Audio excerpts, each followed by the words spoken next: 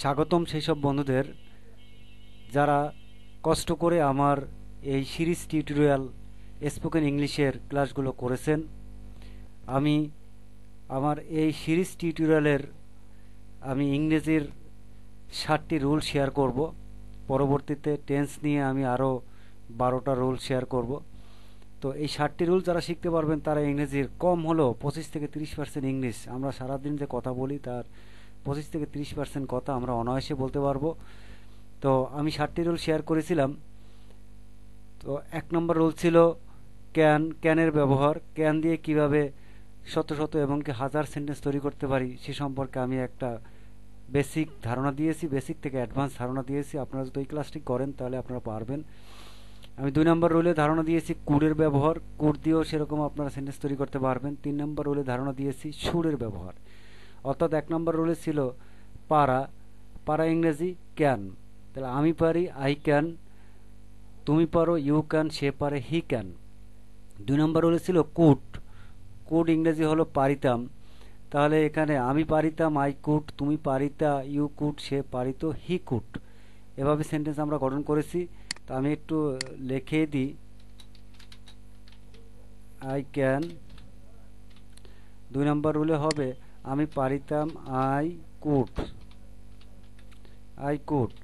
কারণ যদি তুমি পারিতা ইউ কুড, সে পারিত হি কুড, স্ত্রী হলে শি কুড। 3 নম্বর রুলে শিখিয়েছিলাম উচিত ইংরেজি শুড। আমরা অনেক কথাই বলি আমার উচিত, তোমার উচিত, তাহার উচিত, এরকম উচিত দ্বারা অসংখ্য সেন্টেন্স গঠন করি। উচিত একটি ভার্ব। এই ভার্বের ব্যবহার করে আমরা শত শত সেন্টেন্স তৈরি করতে পারবো এবং আমাদের নিত্যদিনের কথা বলার জন্য যেসব ভার্বগুলো ব্যবহার করে আমরা কথা বলি তার ভিতরে অক্সিলারি ভার্বের ব্যবহারটা 25 থেকে 30%। এর ভিতরে শুড একটি অংশ। অর্থাৎ 7টা রুলস অক্সিলারি ভার্বের, সেই 7টা রুলসের ভিতরে শুড একটা 3 নম্বর রুল এখানে। তো শুডের ব্যবহার শিখলেও আপনারা প্রতিদিন চলার পথে যে ইংরেজিগুলা আমাদের বলতে হয় তা অত্যন্ত সাহায্যকারী একটি ভার্ব হয়ে দাঁড়াবে। আর এইখান থেকে এই 7টি রুল শিখলে আপনি অনায়াসে 25-30% ইংরেজি, আমরা যত ইংরেজি বলি তার 25-30% ইংরেজি আপনারা বলতে পারবেন। তো সুরের ব্যবহারটা ছিল 3 নম্বর রুলে। সুর অর্থ উচিত। তো এখানে আমার উচিত আই শুড। এখন যদি বলি তোমার উচিত ইউ শুড, তাহার উচিত হি শুড, তাহার উচিত স্ত্রী শি শুড। এভাবে আমরা এই 3টি রুল কমপ্লিট করেছি। এই 3টি রুল নিয়ে 3টি ভিডিও রয়েছে, এই প্লেলিস্টটি আপনারা পাবেন। তো আপনারা 1 নম্বর 2 নম্বর 3 নম্বরে 3টি ভিডিও দেখে আসবেন। 3টি ভিডিও দেখে আসলে 4 নম্বর ভিডিও আপনার অত বড় করে দেখতে হবে না, ছোট করে দেখলেও আপনি পারবেন, আপনি নিজে নিজেই করতে পারবেন। এবং সামনে যে আরও 3টি রুল আছে সেগুলো আপনারা পারবেন একটু বোঝার চেষ্টা করলে। 1 নম্বর এবং 2 নম্বর ভিডিওটা একটু কষ্ট করে দেখেন, পরে অন্যান্য ভিডিওগুলো আপনি নিজেই পারবেন ইনশাল্লাহ। তো রুল নম্বর 4-এ আছে আসি বা হই।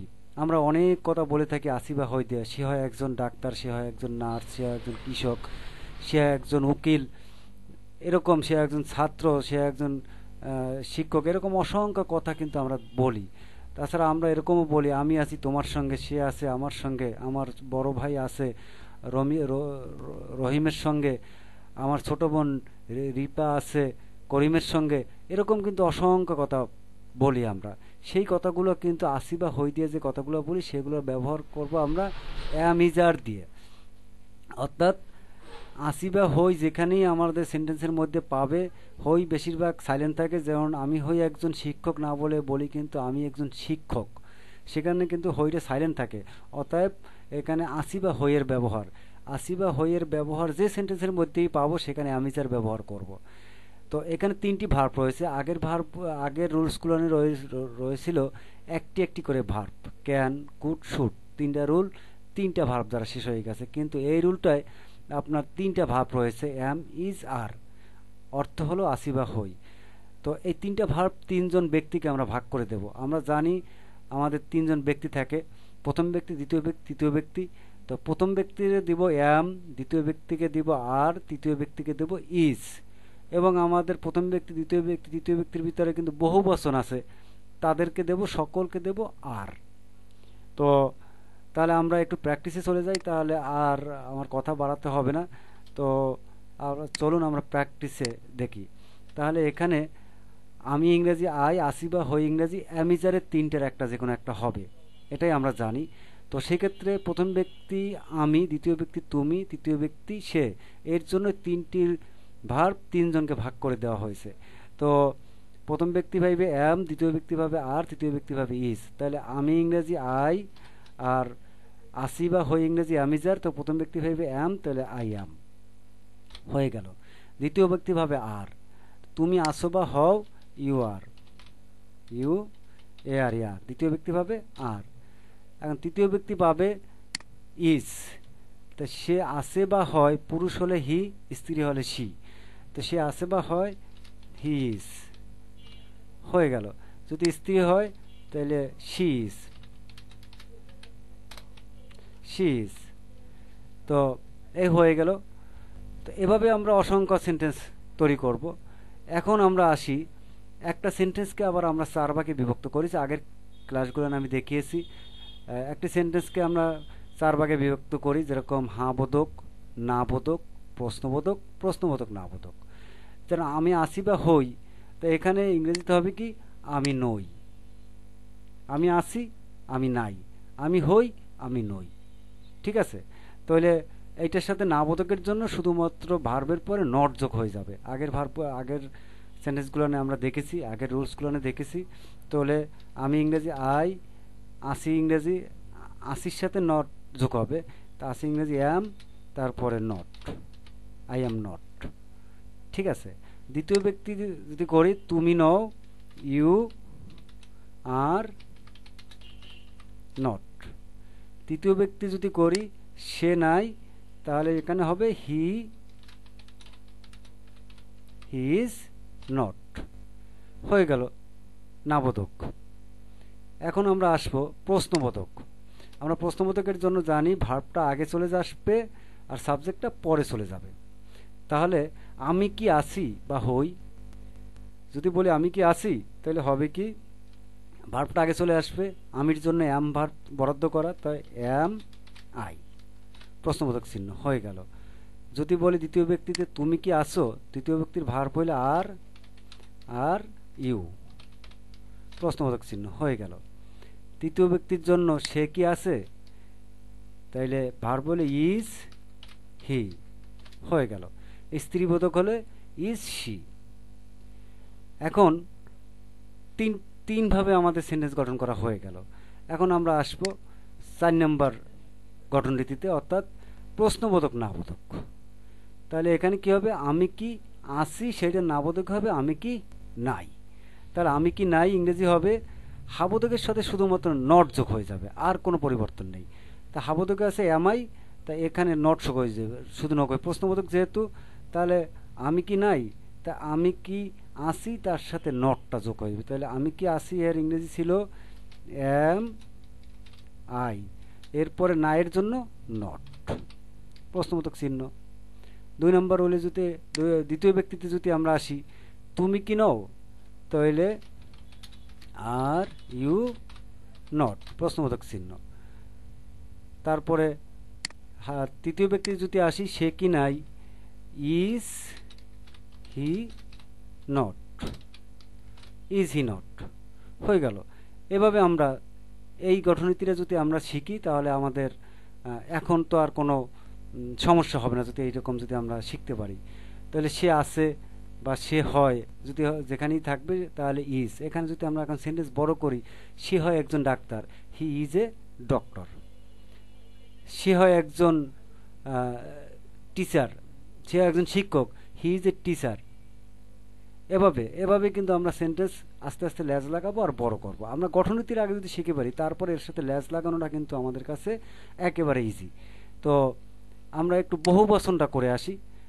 তাহলে বহুবচন, আমির বহুবচন আছে আমরা, আমরা আসি বা হই, বহুবচন সকলের জন্য ভার্ব আমরা জানি আর। তাহলে আমরা ইংরেজি উই, আসি বা হই এ আর ইয়ার হয়ে গেল। তোমরা আসো বা হও, তোমরা ইংরেজি ইউ, আসো বা হও এ আর ইয়ার হয়ে গেল। তাহারা আসে বা হয়, তাহারা ইংরেজি দে, আর আসো বা হয় ইংরেজি আর। বহুবচন সকলের জন্য আর।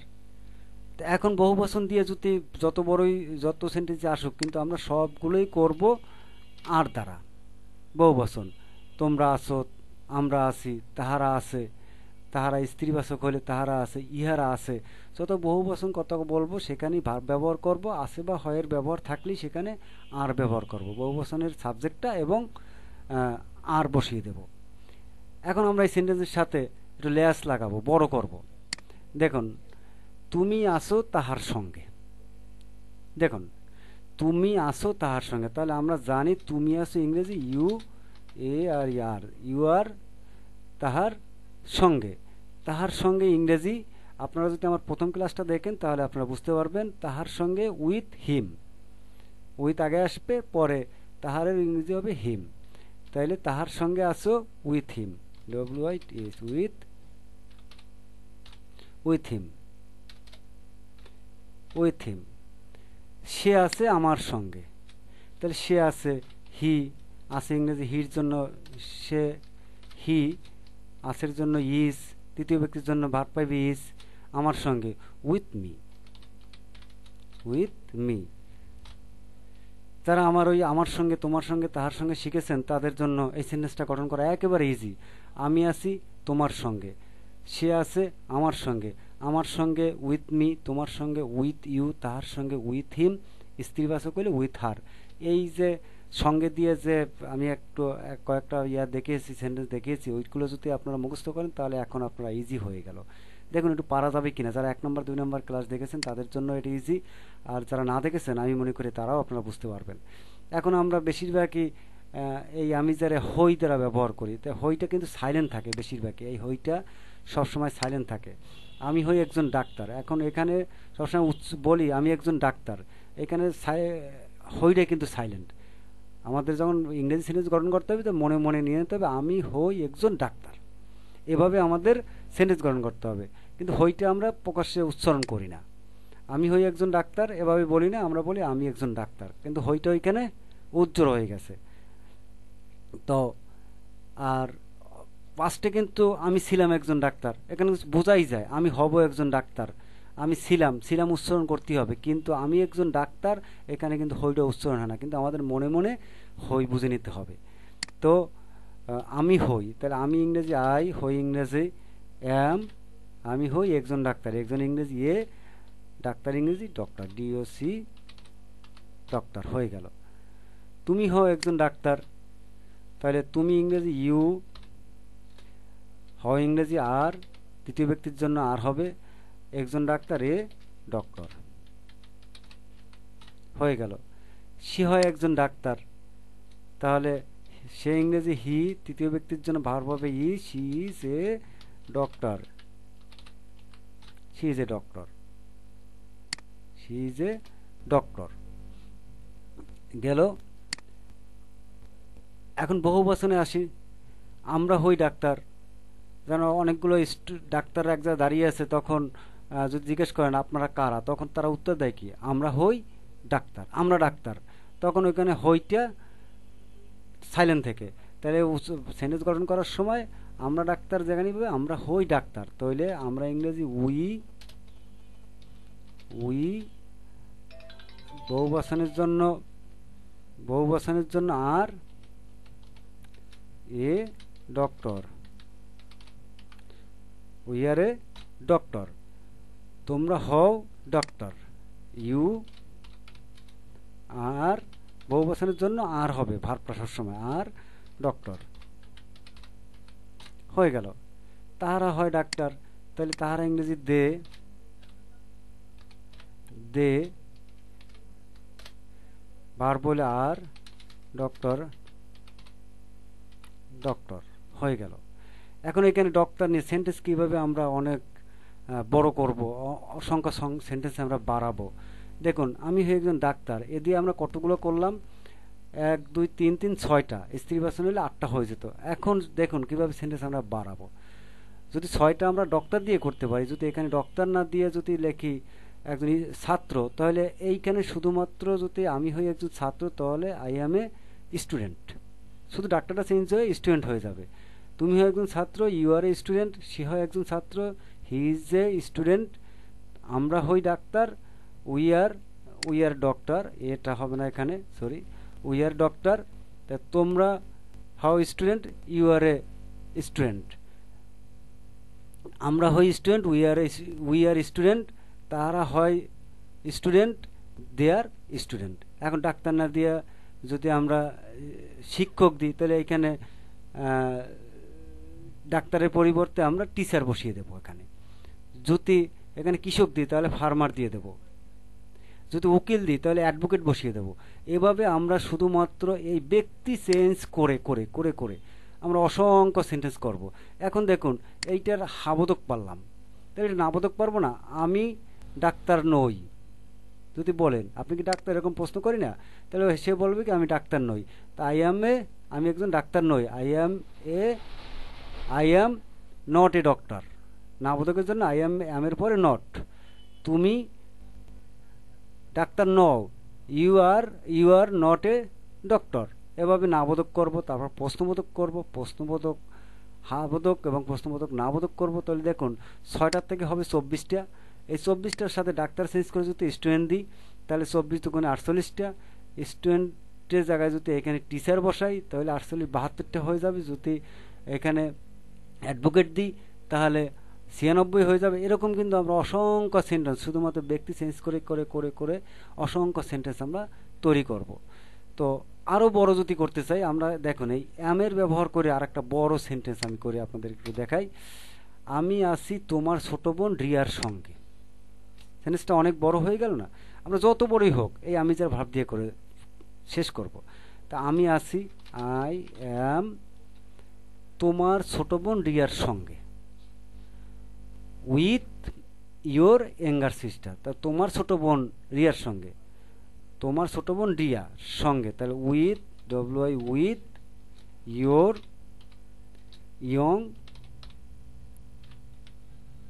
ইয়ং সিস্টার নাম কি রিয়া। দেখুন যত বড়ই সেন্টেন্স হোক আমরা কিন্তু করে ফেলতে পারলাম। তো এভাবে যদি আপনারা প্র্যাকটিস করেন, তাহলে আমি বিশ্বাস করি আপনারা এই আমিজারের ব্যবহারটা পরিপূর্ণ শিখতে পারবেন। এবং আমার যদি প্রথম 1 2 3 ভিডিও 3টে ভিডিও যদি আপনারা দেখে থাকেন, তাহলে এইটাকে এত দেখা লাগবে না। আপনারা প্রথমে 2-3 মিনিট দেখেই আপনারা বুঝে ফেলতে পারবেন এটাকে কীরকম করতে হয়। শুধু ভার্ব 3টাকে চিনে ফেললেই হয়ে যাবে যে এই 3টা ভার্ব কাকে কোন জায়গায় ভাগ করে দেবো। প্রথম ব্যক্তির জন্য অ্যাম, দ্বিতীয় ব্যক্তির জন্য আর, তৃতীয় ব্যক্তির জন্য ইজ, বহুবচন সকলের জন্য আর। যদি এটা শেখেন, আমি আসি বা হয় আই অ্যাম, তুমি আসো বা হও ইউ আর, সে আসে বা হয় হি ইজ বা শি ইজ। বহুবচন সকলের জন্য আমরা আসি বা হই উই আর, তোমরা আসো বা হও ইউ আর, তাহারা আসে বা হয় দে আর। এভাবে আপনারা সেন্টেন্স গঠন করতে পারবেন। তো আজকে এতটুকুই। যারা আমার এই ভিডিওটা কষ্ট করে দেখেছেন তাদেরকে অসংখ্য ধন্যবাদ। এবং যারা আমার অতীতের ভিডিওগুলো যদি না দেখে থাকেন, তা আমার অনুরোধ রইল আপনারা সেই ভিডিওগুলো দেখবেন। আমি বিশ্বাস করি আমার এই ভিডিওগুলো যদি দেখেন আর যদি বোঝার চেষ্টা করেন, আপনি ইংরেজিতে অনায়াসে 25 থেকে 30% আমাদের প্রতিদিন চলতে যে ইংলিশগুলো বলতে হয়, সে স্পোকেন ইংলিশের 25 থেকে 30% শিখে যাবেন। তো ধন্যবাদ সবাইকে।